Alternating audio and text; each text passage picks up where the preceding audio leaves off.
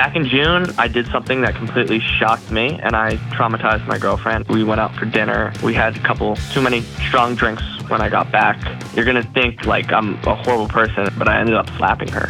First and foremost, I would tell every single woman in this situation,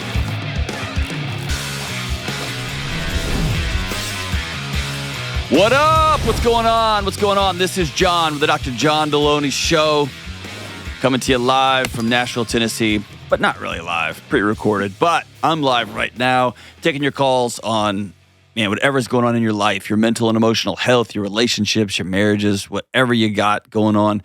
I'll sit with you and I'll walk with you as we figure out what's the next right move. You want to be on the show?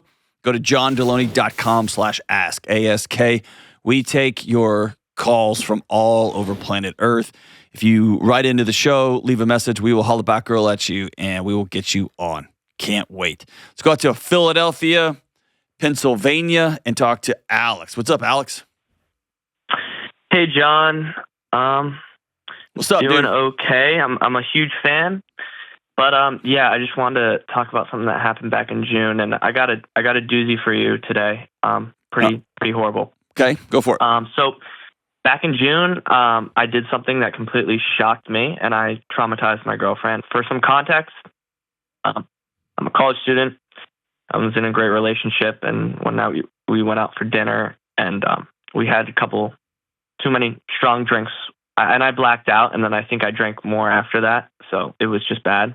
But I ended up slapping her. And I'm not a violent person. Like, I've never had this impulse of doing something like this to her or anyone. And I woke up, no recollection of anything that happened. It was, I found out about it that morning, and just a crazy shock. So I guess my question would be, what can I do to work through myself and figure out what happened on my end that night and ensure nothing like this happens again to anyone? And how can I help her feel safe around me again? And what steps can we take as a couple to build our relationship? I'm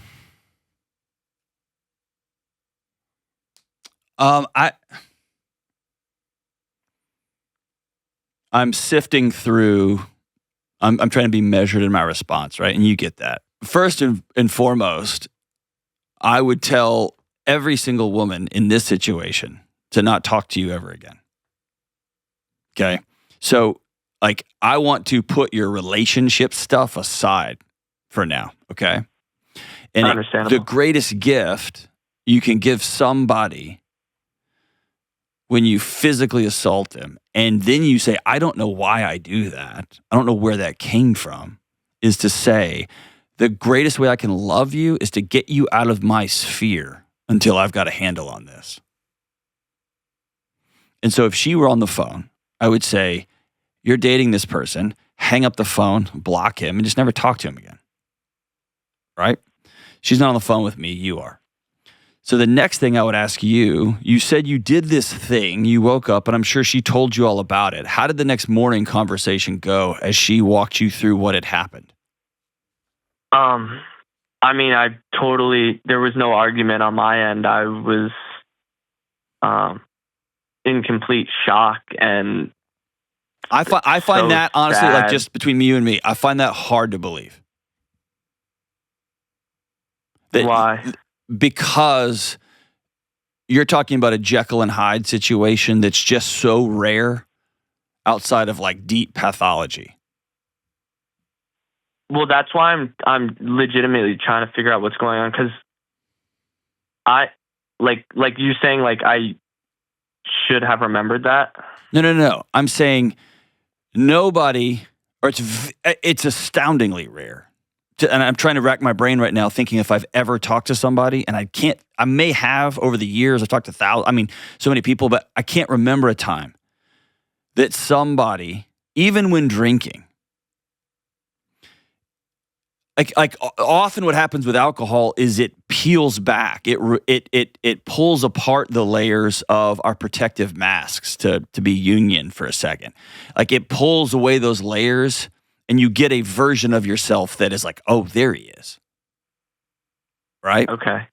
And so this might help it would shock me to say you have never had a violent outburst. You've never screamed and yelled at somebody. You've never said stupid things. You never have that has never happened in your life. It just happened this one time. No, 100%. I've been gotten too drunk and been extremely childish, yelled, screamed, and like treated her like, but never like something on this level. Okay, that's not childish. That's abusive. And when you call it childish, it's a way to pacify this behavior. So I want you to. I get childish about like arguments or like insecurities and stuff, and then I become abusive. Okay. Yes. Before her, when did this happen in your life?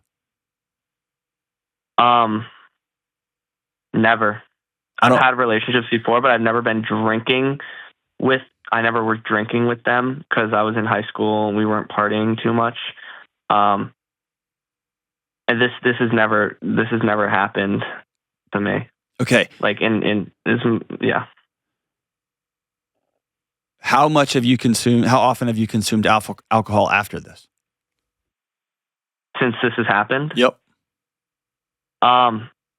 I've gone to concerts and stuff and had a couple beers, but nothing to the point where I've gotten drunk per se. But yeah, I've drank beer since this has happened. You can like. I'm just gonna be honest with you, brother. I don't think you're ready yet. Okay. Because what you're wanting to do is keep your life exactly the same with a few modifications to it. And you have a unstable impulse inside of your chest. And so you want to, I'm just not going to drink hard liquor, but I'll just drink some beers. I'm going to go out and just kind of do my thing, but like I just won't do this thing. And like I just get childish. And then I say dumb things. And you're not grasping the full reality of this. Like if you like you can never drink again, ever. Okay. And you have to say, hey, honey, we need 2 months away from each other, and I'm going to go sit down with a therapist because I'm not okay. Because I don't think you're fully grasping the depth of which you're unstable if you drink to black out and another version of you emerges. You get what I'm saying? Yeah. That comes from a level of repression and insecurity that has to make its way out in other places. Do you have a problem? Like, and I need you. If you're not going to be honest, then this is kind of a waste of a phone call. So are you all in? I'm an honest person. Okay. Do you have a problem exaggerating or kind of telling a bigger tale when you're talking to your buddies or talking to a professor or your parents? Do I have a problem exaggerating? Yeah. Are you kind of exaggerating? Do I exaggerate stuff? Yeah. I wouldn't say that I do that. Like exaggerating like my accomplishments? No, just life. Hey man, you're 5 minutes late. Yeah, I know, dude. Traffic was kind of crazy. It wasn't. No, I would say I'm pretty genuine. I like to think of myself as a genuine person. I know, but you're not. That's the thing. I think the challenge here is you like to think of yourself as fill in the blank, yet your actions are separate from that. I see. And that's what I'm trying to merge is behaviors of language. Like you have this image of yourself as, yet reality is showing us something different. Yeah. And so this projection you have in the world is like, I'm a pretty honest guy. I'm actually a great guy. If I do this one thing, then I become a monster. In your words, I become childish, but then I'm cool. And when I tell you it's not cool. So you think I'm just repressing a lot and lying to myself? I think you're walking through the world with a pair of glasses on that isn't reality. Either that or you have such a deep pathology related to alcohol that would be different than that I can't touch that ever again. Yeah. Who have you talked to? Counselor, Like, um, I want to start therapy. why haven't you? I don't know where to start. Like, I don't want to get my parents involved. And I don't know like how to do it on my own. And also I'm really busy, but I know that's not an excuse. Yeah. And that's the thing. So to heal from something like this, you have to acknowledge there is a monster that lives within inside me. I'm not saying you're a monster. I'm saying you have a monster inside of you. And I'm hard pressed to believe that it only comes out when you're drinking, but I'm going to take you at your word on this call. And almost every person I've ever met in this situation spends a ton of energy in their non-wasted life, their non-drunk life, carefully curating an image to the world.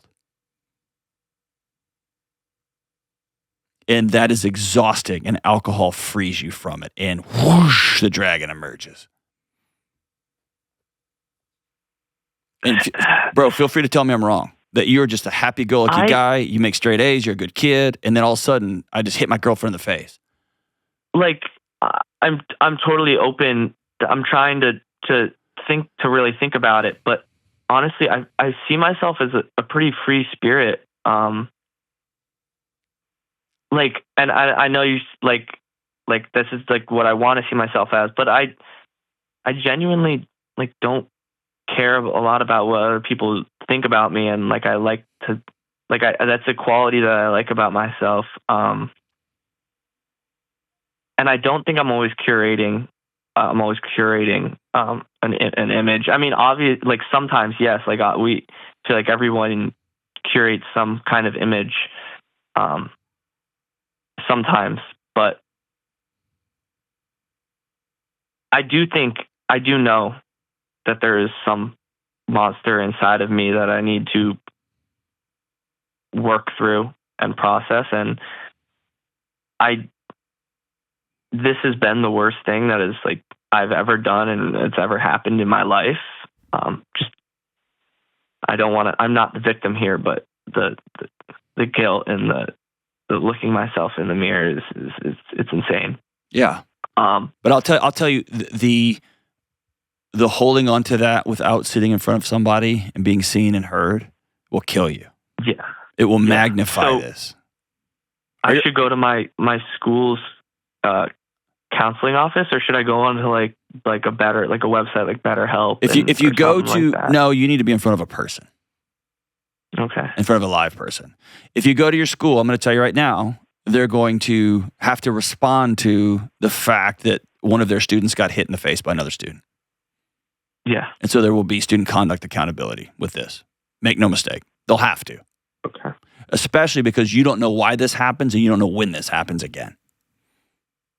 Exactly. Yeah, right? That's what I'm terrified of. Yes. I'm like, if I didn't have any intentions of this at first, like what feels like uncontrollable, like what, like I don't even. But the main switch that you've told me is controllable is when I drink, this thing gets released. Yeah, and so also you think it's like more than just not hard liquor. Like I need to be completely sober. Absolutely, yes. Yeah. And if you don't like who you are or you don't like how you feel when you're sober, that's what you need to go sit down and address. And so the greatest gift you can give her, the greatest act of love you can give her is to say, I need to break off contact with you for 60 days while I go down a rabbit hole to figure out why am I hiding from myself so desperately? There's no way to be together and do that self-discovery and healing. You can do what you want, man, but I'm telling you from the rooftops, if this was any woman in my sphere, my sister, my wife, my daughter, my friends' daughters, I would say, do not talk to this person until they are unwound. Yeah. Period. Because here's the thing, you don't know why you did that.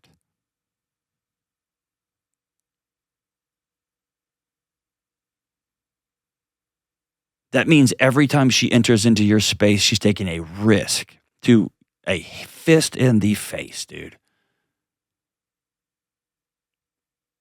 And she's not on the phone with me. You're worth more than that, man.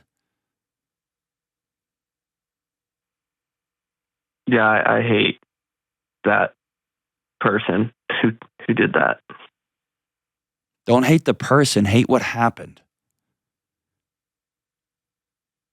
If you try to heal from I hate him, you have to heal from a place of I'm worth self-control. I'm worth being a safe, loving presence. I'm worth being able to see something and exhale and walk away for a bit. Yeah. Right? Yeah. And I don't know any man in the world that doesn't have things that set them off.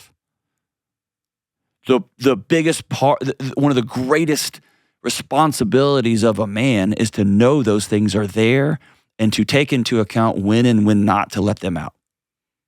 I would be willing to bet, I don't have a lot of money, I would be willing to bet a chunk of money that you're not going to be able to do that because you're not willing to do it. Not talk to her? Yeah. Not give her, like, say, I need to go get healthy and I'm not safe to be around. We're cutting ties for 60 days. I love you. It's been an amazing 9 months.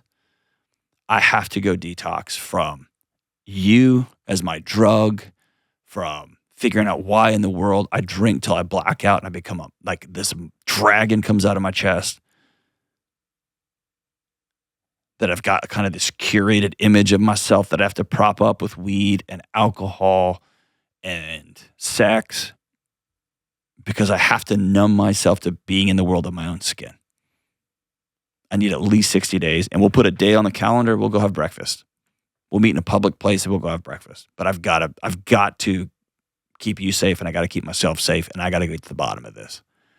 And you will not, by any stretch of the imagination, be quote unquote free in 60 days. But you'll be on a path to begin to see the world a little bit clearer. And you have to resolve, brother. I cannot touch alcohol because you cannot ever hit a woman in the face. Drunk, blacked out, sober, ever. Period. Thanks for the call, man. And I hope you hear me trying to talk to you in love and not just beating you up. And I know that don't read the comments on this call because people are going to be brutal and awful and ugly. Know that I'm imagining my daughter in her place. And so I do have anger in my chest. You can hear it. I do have rage in my chest. You can hear it. But I'm also trying to honor the fact that I got a hurting, broken kid in front of me who is saying, I don't want to be like this. And I'm willing to sit with you and love you. But you have to take full accountability. And that starts with sitting in front of somebody vulnerably, knowing that what I put on the table will have consequences.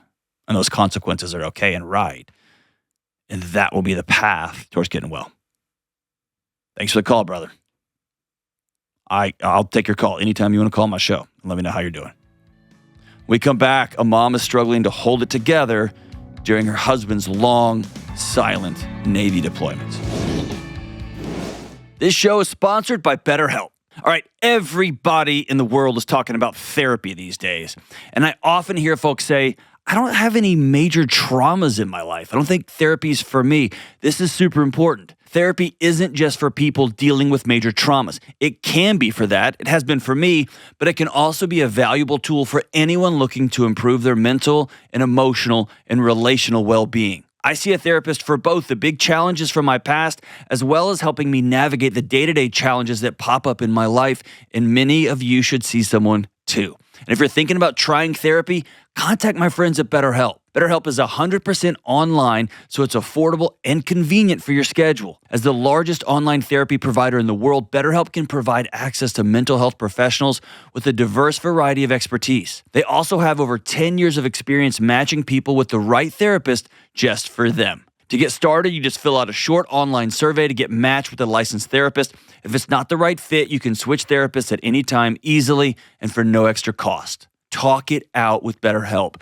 Visit BetterHelp.com/Delony to get 10% off your first month. That's BetterHelp, HELP.com/Delony.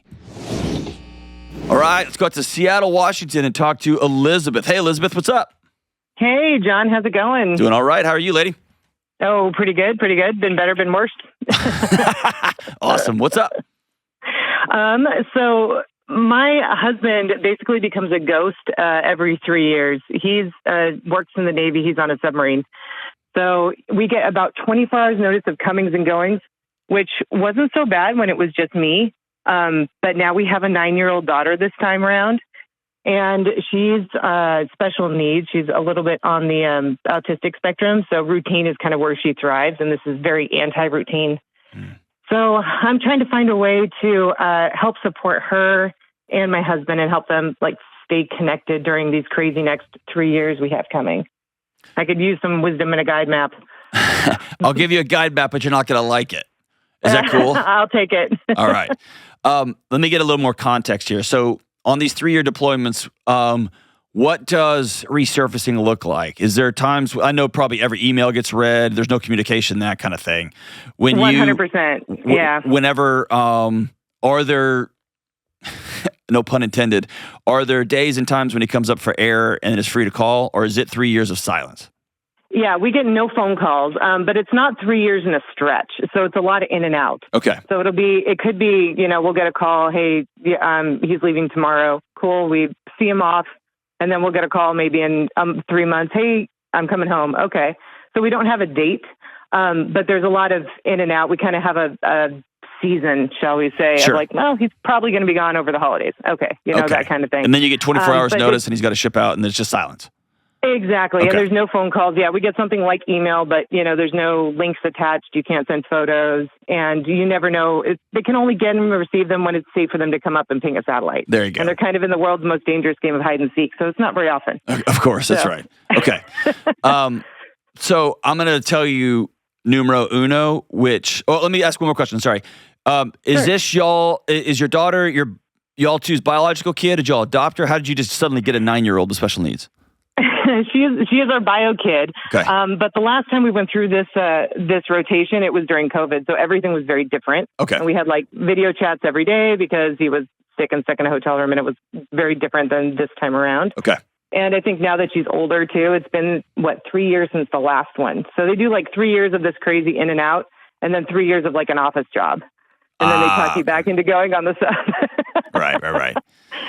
So she's had him dad home pretty much every night for the last 3 years. Okay. And all of that's about to change. And we have a great relationship. My husband and I have a great relationship. Sure. He's got a pretty good relationship with her.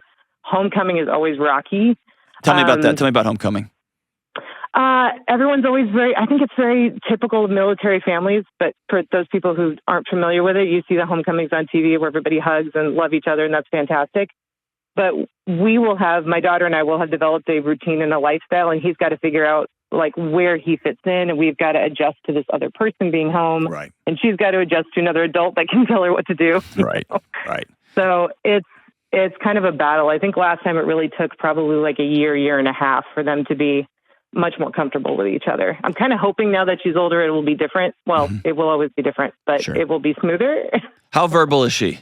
How social is she? She can talk. She's very expressive in that regard. That's not kind of where our sticking point is.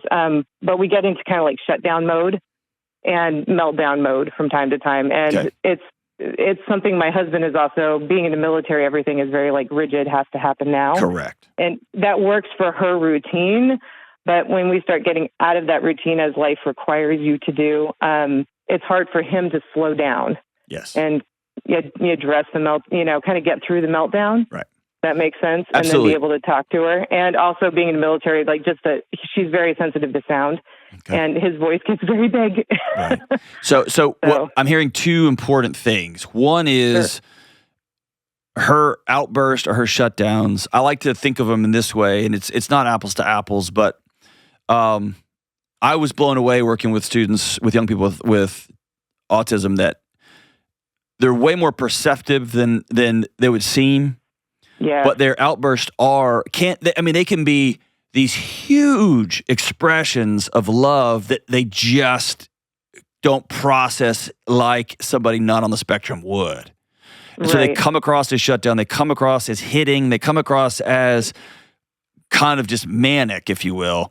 And if somebody's walking in with a picture of, this is how my house is going to go now that I am home, yeah, I mean, that's a recipe for, it's a tension that meets tension that meets tension that meets explosion. Right. That's a great way to put it. And I mean, and her shutdowns look like she doesn't want anybody to touch her. And as a father coming home, like, that'd be like, he can't even give her a high five or a hug, or, Correct. So and he also doesn't want to be that man that's forcing himself on, it's of course. So here's a couple of things I would start doing now. Give me a range of when he ships out. Is it 1 month from now? Is it 30 days? Is it tomorrow? Actually, we lost him last week. Okay. So. We don't say that. Don't say we lost him last week. We'll put it this way. He's out finding Nemo, but there aren't really good portholes. So there you go. Okay. So. All right. So I would do a couple of things here big, and then I'm going to give you the big thing that you're not going to like, okay? Sure. Thing number one is I would start, if you can build this into your routine, if you could do it every day, that would be awesome. That's probably too much. If you could do it 2 or 3 times a week, or if you could put, y'all like a wall calendar?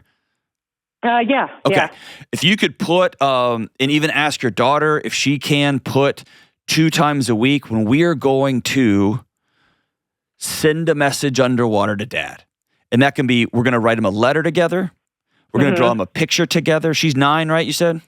Yeah. Okay. And she has some fine motor skill issues, but we do try to do the emails every day. But I'm finding that she's just not interested. And part of it is because addressing that makes you sad. Yeah, I'm talking about a like with a pen and paper. Oh, okay. Yeah. And so it's going to serve 2 purposes. One, it's going to keep her relationally tethered in some shape, form, or fashion. It could be a picture. It could be we're both going to draw a picture of a tree for Dad because he's underwater and there are no trees underwater. That's a great idea. But we're going to do this thing, and so that when he shows back up, he will have 3 years of letters. Mm-hmm. When he returns, we're going to go get a life-size teddy bear or dog stuffed animal. Mm-hmm. And she, during her, because she's going to be 12 when life, quote unquote, resumes, right? Yeah, he's going to be in and out for the next 3 years, but then, and then he'll be home for another 3, and then we'll see what life brings. Okay. So. I want to give him something, and this is kind of a end around because he needs this too. He's just going to be a tough military guy and not be able to say this out loud. He needs something to hug too. Yeah. So he's going to walk in, and if she shuts down and doesn't want to hug him, he's going to say, "I love you so much, but I'm going to hug this dog and pretend it's you." That's a great idea. And he's going to get to release that hug, and it's not going to be his daughter. And by the way, my daughter's not on the spectrum, and she struggles with sensation with, and it breaks my freaking heart that I can't hug her sometimes. Oh yeah, I mean, I'm her mom, and we basically at bedtime we're like kisses, hugs, high fives, knuckles, wave. What do you want to do? My daughter and I right now we just developed a new high five routine this morning. Perfect. And here's the thing: she wants to hug me. And she gets caught in her own loop. And so, but here's the person who has to manage that. Me. I'm the adult. And so I will hug the stuffed animal and say, "This is my hug for you. I love you so much." And then we do our high five routine. I love that. That's a great idea. But it also gives your husband a way to direct that. Because he's going to have dad guilt, and then he's going to try to wallpaper over the dad guilt with, "I'm serving my country," and then he's going to go over that with, "But I need to be a dad, I need to be present," and then you're going to look at him kind of hollowed out because you're exhausted from being a single parent. It's going to be all that crap. There's something about, I can channel that, I can hug my wife, and I can hug this little bear. And then I will do the it will help regulate an adult, which is embarrassing, but it is what it is, and I live that life too.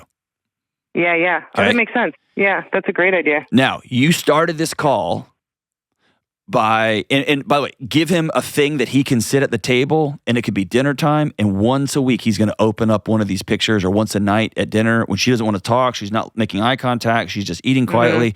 He's going to open this up, and it will be, "I love you, Dad," in the form of a picture of a bird, because there's no birds underwater. Yeah. And his job is to take 10 seconds and just say, "How I feel so loved that you drew me this picture of this bird." And how she responds to that will be filtered through all kinds of her ABA stuff and her like all that. That's all well and good. His job is to regulate himself and let her know, "I'm back in a stable, sturdy presence." Yeah. Yeah, I mean, I got to admit, like one of the things I love best about him is that he's always been, I mean, just as in it as I am and willing to learn and be flexible and having to measure your own reaction. Yes. But kids with autism, he'll often ask her a question and not like she's looking for what kind of response do you want? That's you know? it. And he's like, there's no wrong answer. That's it. Yeah. But that when he's measuring his response, she feels that measuredness and she tries to match it. And the challenge with being autistic somewhere on that spectrum is the return misses. Right? Like the social return, I smiled, so you're going to smile back. It is, what kind of smile is that? And I don't have in my toolkit that return. And then I see that you go to a frown, and now I feel like it's that volley back and forth that we all just take for granted socially. Yeah. If he can take that from her, look at this picture and feel it big. I love this.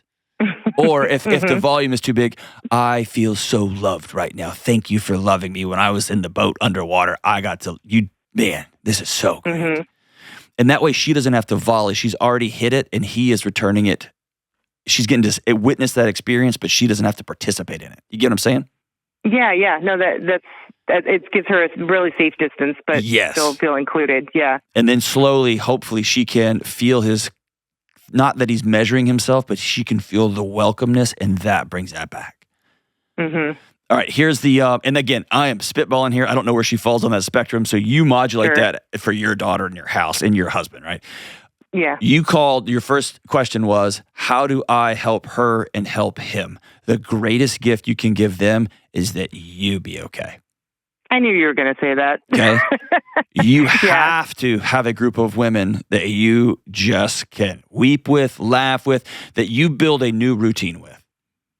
Yeah, I think that's something I'm constantly working on, because we're a little older for the military force than most of them, and like I don't drink when my husband goes out, so I don't fall into like the wine mom military category. So it's kind of, so awesome. Which I know is really, really wild and out there, but no, I can tell you're wise, so good for you. But I mean, you can host at your house like the no complaint zone. Like, we're going to invite the wives over and I'm going to be the old mom, right? Like, whatever. My wife and I waited for a long time to have kids. And so most of our kids' parents are 10 years younger than us. And so we kind of serve in that, like, hey, what do y'all think about this? Hey, can we talk this afternoon? Like, and that's cool and awesome. But for you in that routine, and especially for your daughter too, but I'm just going to set that up Tuesdays and Thursday nights at our house. Yeah. And maybe one person shows up, maybe 4 people, and you just have to go be weird. Yeah. And then you've got to commit to, I love that you set some boundaries for yourself. I just don't want to be because you'll find yourself 24 months in knocking off a bottle of wine a night and just be like, oh gosh, talking about housewives of, like, you don't want to be that person, and I love you for that. Like, but you're going to have to backfill that with something more than a 9-year-old with special needs. Yeah, I mean, I do work, and that helps too. So I'm a... No, it doesn't. It doesn't help. I get to build other people, and that's the fantastic part of my job. I get to be a personal trainer for strength training. I do like strongman and Olympic lifting, and I get to take these women who, look at grocery bags and think it's heavy, and they get a whole new aspect on life, by the end of it. I know, but who are you allowing to build you? Yeah, I've got a couple of besties, but they live too far away. You're right. So we do a phone call like once a week, but it doesn't always it does not fill the hole. You're right, my friend. But maybe you sign up for a race, or you sign up for a competition, or you sign up for line dancing. I don't know. Like, it's you signing up for something, you being a part of something. But here's what I'm getting at. You're gonna find yourself devoting your life to other people, which is beautiful and amazing. But if it comes at the expense of you being well and whole, you're going to be a completely depleted person when your husband walks in that door. And you're not doing this just for him. You're slowly going to not have anything to give this daughter, to give your husband, to give yourself, to give these clients of yours, unless you also have on the calendar scheduled time per day, per week, per month. And as a single mom of a special needs kid, these are fleeting times, right? It's not easy. But where I am allowing somebody else to build me up, whether that's a yoga instructor, like take a new class, come back and Spanish. I don't know what it is, or when he comes back, Spanish, but allowing yourself, to be the best version of myself for all these other people who I love and care about, I have to go first for me. And that starts with you looking in the mirror every morning when you're tired and exhausted and saying, I'm worth an hour today. I'm worth 2 hours today. It's such an honor to talk to you. Anything you need, you call me, and call anytime. Thank you for serving our country at home, keeping this thing locked down. Thank your husband for what he does. Playing hide and seek in the depths. Thank you so much for everything about your willingness to call in today. I'm super grateful. Anything we can do to help over this journey, you never hesitate to call us. You're a hero. We come back. A man asks, how do I tell my daughter she's got to move out? All right, let's get cozy. You know that I love adventures and I love being out there in the world, kind of being a little bit crazy, but I'm telling you, at the end of the day, I'm ready to shut it down and go to bed. And when I do, I want my bed soft, cool, and absurdly comfortable, which is exactly what Cozy Earth delivers. Their amazing bamboo sheets are super breathable, they regulate temperature, and they wick away heat and moisture. I sleep cooler with my Cozy Earth sheets, and it's not just me. My family's gotten hooked on them too. We've got this giant Cozy Earth blanket that we all fight over, or we all get under at the same time. This thing is ridiculous. It's ultra soft, it's plush, and it's got some weight to it without being too heavy. It's like a combined anxiety blanket and a hug from your grandmother all at the same time. It's amazing. And Cozy Earth can help you build a space that's a retreat for your family, just like they have for me and my wife. Go to cozyearth.com/Delony and use code Delony for 40% off your entire purchase. And if you get a post-purchase survey, tell them you heard about Cozy Earth right here on this show. That's cozyearth.com/Delony and code Delony to save 40%. All right, let's go to Milwaukee and talk to Dean. Hey, Dean, what's up? Hi, Dr. John. How are you? I'm doing great, brother. How are you, man? Good, good. Great to talk to you. You too. Huge What's fan. Up? So I'll just start with my question, and then we can go from there. So me and my wife are trying to figure out how to tell our daughter it's time to move out without making her feel like, we're kicking her out.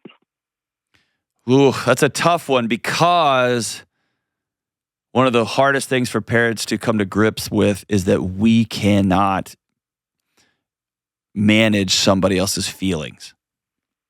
Right. We can be respectful and treat people with dignity and do the next right thing, and then they get to absorb that, hear that, feel that.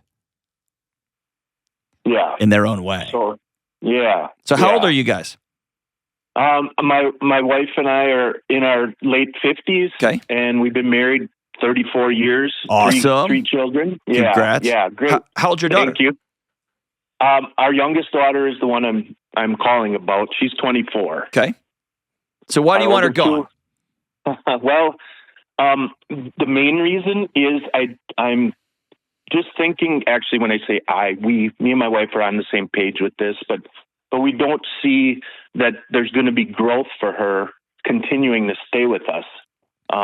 She moved out when she went to school. She went to school for 2 years at a local state college, and then didn't continue on. Wasn't sure what she wanted to do. So we, of course, told her, "You're always welcome to come back home." I guess we weren't thinking it was going to last this long. No way. No. See, we had, with our two older ones, we had similar situations where when they graduated from college, they did come back home, but it was 3-6 months, somewhere around there. Sure. And then they moved on. They moved out with roommates or partner. And we're just trying to figure out the best way to tell our daughter that it's time. Because, again, I don't see any growth with her staying with us. She's a little bit of a reserved person, okay. So she spends a lot of time in her room. She's a reader. She watches movies, but... Is she working?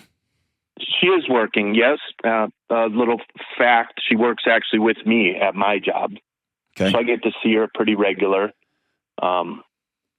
She's a great kid. We don't have any issues with her. She helps around the house. She does dishes. She'll cook a meal or two during the week. She helps mow the grass.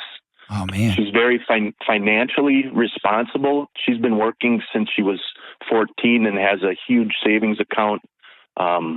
We've discussed, her buying a home because she has a really nice nest egg to purchase a home. Mm-hmm.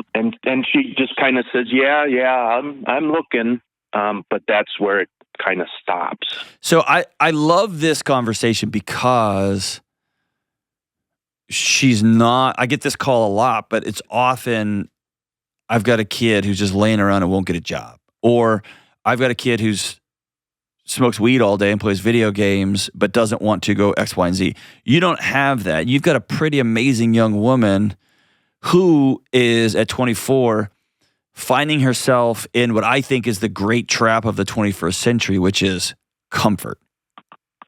Yes. It's just comfortable. And she sounds like she's an amazing person of character because she's helping out all over the place. She's not just, she sounds like she's awesome, but she's also just comfortable.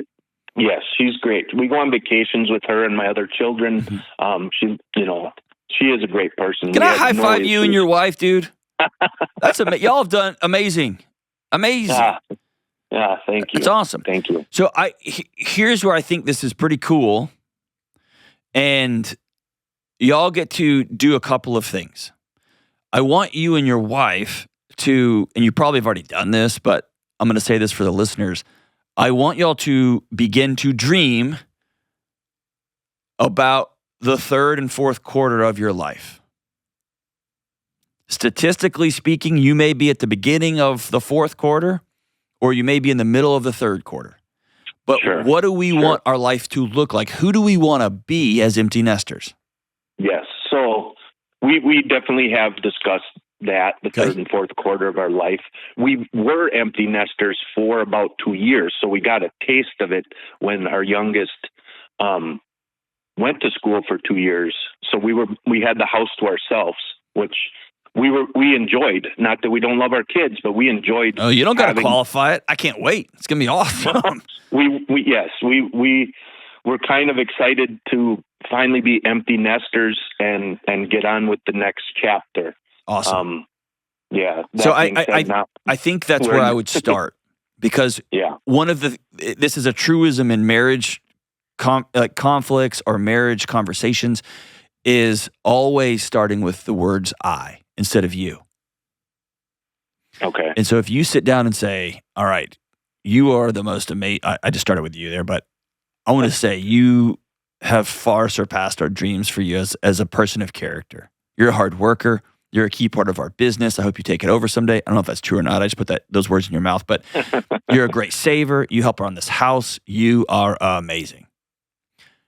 And your mom and I are in the middle of our third quarter, and we want to begin to head off into the back half of our life as empty nesters. And so we're going to come up with a plan for you to begin moving out. Yeah. And that will be 3 months, 6 months. We love you and you are ready to fly. And because y'all are on great terms, I don't know, in my house, it would be a laughter-filled, this is us kicking you out of the nest.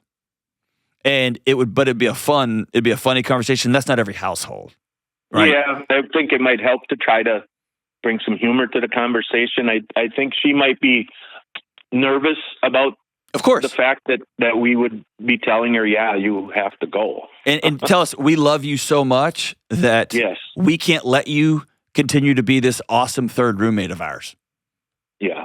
We love you so much. We want you to get out there and find your 35-year marriage. We want you to get out there and have your own house, build your own equity. Like, we love you that much. Yeah. But if you notice, all my language is we love you.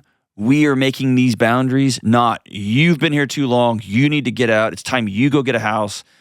This is all y'all taking full ownership of how y'all feel and what y'all want to do next. Yes. Yeah. And then you feel obviously say, we hope you hear this in love, but we also know you're 24 and you're our kid, and you may just be like, they kicked me out. And y'all can laugh and be like, we're kind of kicking you out of the nest, but, but we know you can fly, right? Right. She can totally fly. She's an intelligent young woman. Of course.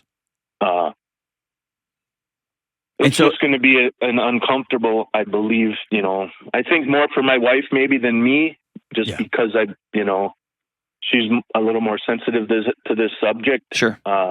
It just might be But I think also y'all let her know we are not being fair to you. Yeah. We are beginning to get accustomed to having a maid / roommate / somebody paying rent. Like, I don't know how y'all function, but that's not fair to you. Yeah. We aren't loving you to our full capacity by letting you stay in this nest forever. Yeah. And so I would also give her a runway. You got 3 months. You got 90 days. You get 6 months. Y'all get to decide that. Yeah. And by the way, she does pay rent. That was one of the criteria. Go ahead. I say y'all get to say, like, we're going to lose money on this deal. We're going to have to hire a yard person. Like, this will come at a cost to us too, because we love having you here, and it's becoming increasingly unfair to you. Yeah.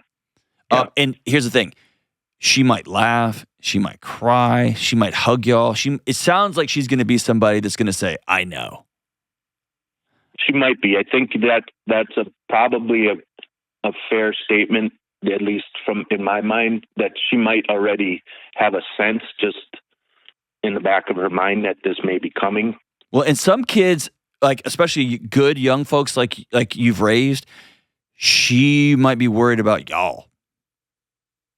And you get kind of this figure. It's kind of like the infinity loop. There's like, y'all love having her around, but gosh, she's 24. She's got to get out and get on her own and start building her own sea legs. And also, I don't like being 24 and live with my parents, but man, they need the extra help. And I like being here to give them a little extra money. And if one person breaks that dance, sometimes everybody exhales. And they're like, okay, good, thank you. Yeah, right. And maybe not. Maybe it's both, but it may be all that all in one big mushed pot. But I also think I'll help you. I will go. You get 5 houses that you want to go look at. I'll go. We'll both go with you. Yeah. I'll sit with you when you sign your first mortgage. I will. I'll do all those things with you. This is just. It's like we're old. It's time for us to kick you out of the nest. We're not being fair. Yeah. We need her to grow. And again, I'm not certain that that's happening, and that's we're doing her a disservice by allowing her to stay with us. If I'm explaining myself correctly, I think she sounds like a wise young woman, and I think she will hear that. Even if she won't like it won't feel good, she will understand that. Yeah. I hope so. Yeah. But every bird kicks their baby out of the nest, not because the bird's mean, but because the bird knows this little bird has to learn to fly or it's going to die. It's not going to make it. And so we've given you 2 years, 3 years. We're all here stable. We want to push ourselves to be uncomfortable, to figure some things out in the back half of our life. And the best way we can love you is to let you get out there and be uncomfortable in the world so you can develop your own strength, your own sea legs, your own fill in the blank. So, yeah, I think this is a great conversation, and expect there to be tears, expect there to be frustration, expect there to be, well, I didn't think. All of that is a normal part of this exchange. But the more you and your wife can say I and we instead of you, the more honest this conversation becomes. So good on you, brother, for having a great marriage, for raising 3 great kids, and for not allowing the comfortable option for everybody, which is, dude, we have somebody paying rent, we got some extra money, we got an extra hands around the house. We're going to love our daughter enough to let her fly. You're awesome, Dean. Thanks for the call, brother. We'll be right back. I love my Poncho shirts. If you've seen me on this show or on stages across the country, I'm almost always wearing Poncho shirts. I wear a poncho when I'm fishing in the Gulf, and I was wearing Poncho shirts this weekend while I was mowing out here at my little miniature farm out here outside of Nashville. I'm telling you, you should wear Poncho shirts too, because Poncho makes the absolute best outdoor performance shirts for men, period.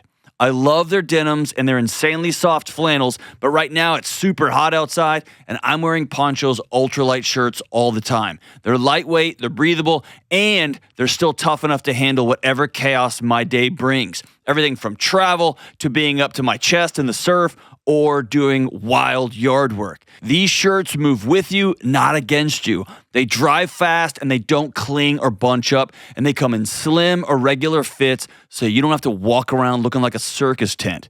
Here's what I want you to do.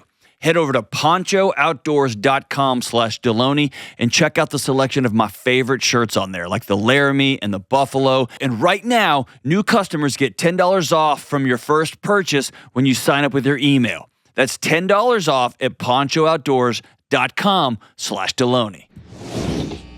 All right, we are back, and we've got a money and marriage question. By the way, our money and marriage retreat here in Nashville, Tennessee, and we have one in November, and we have one Valentine's Day weekend. They are selling super fast. I don't even know if they may be sold out, but they're selling fast. Go check them out. We'd love to have you here. They always sell out. We got people from all over the planet coming in. Love to have you and your spouse with us here in Nashville. You can go to johndelony.com and check it out for events, or go to ramseysolutions.com/events and find out where you can get tickets. All right, here's a question. We have an anonymous box at Money and Marriage, and people put questions in, and we got so many great ones that I'm reading a few on the show every once in a while. So here we go. Here's an anonymous question that we got during the Money and Marriage event. My spouse and I are in a sexless marriage once per month, and that's if I don't mess it up. She feels that we have plenty of sex. Obviously, I feel differently. I've been this way our whole marriage, despite me trying everything I know. What am I missing? Wow. It's hard for me to say, what am I missing? Because there is so much here. The place I would start if you were sitting with me is this is more than likely not about the act of sex. This is about safety in a relationship. This is about trauma. This is about physical health, whether it's hormonal, whether it is vaginismus, whether it is a lack of attraction. This is about maybe you not participating in how the house runs, or she doesn't feel loved in this house. She doesn't feel seen or heard or known in this house, yet you swoop in and say, I want to do it. Or it could be she doesn't, like some of the questions, some of the conversations we've had at this Money and Marriage is, I really want to have sex, but I am grossed out by how I look in the mirror, and I feel less than in the bedroom, and so I don't want to reciprocate. There's a lot here, but often the act of how many numbers of time we are having intercourse becomes a proxy conversation, becomes a proxy war for a whole host of issues going on in a marriage. And so I would sit all the way back and ask questions like, tell me where you feel loved and safe in this marriage. Tell me what love looks like for you. Tell me what you love about the physical act of having sex. What do you not love about it? How do I make you feel during the lead up, during foreplay, during intimacy, during 8 o'clock in the morning when I'm hoping we have sex at 8 o'clock that night? How do I show up in our marriage in a way that makes you feel so safe and so loved that you want to be with me in this way? And begin having some of those conversations. If this has been going on for a long time, and honestly, the way you say, if I don't mess it up, that tells me that your wife in some ways is using sex as a bargaining chip or as a weapon or as a means of control. Maybe she's just awful. Maybe it's the only lever she feels like she has in a house where she's got no voice. You take care of the money, you take care of the job, you take care of where y'all go on vacations, and this is the only lever she's got. Like, there's so much here for potential conversations. I would recommend you starting the conversation this way. Honey, I made us an appointment with a local marriage counselor because I want to love you the best way that I know how. And I have realized that I am not communicating in a way that you feel heard or loved, and that I don't feel like I am loved in this marriage. Would you please go? come with me. That's how I would probably start this conversation. But libido differences, I want to do it more, she wants to do it less. I want to do it more, he wants to do it less. That's very, very common in marriages. And it is also common that one or more partners use this as a weapon, as a bargaining chip, and that's never healthy. So I would stop the conversation about the act of, can we have intercourse, and ask a much deeper question. How are we doing? You don't feel loved and I don't feel loved. Let's get to the bottom of that conversation first. Thank you so much for listening to the show, everybody. Be nice to each other. Be kind out in the world.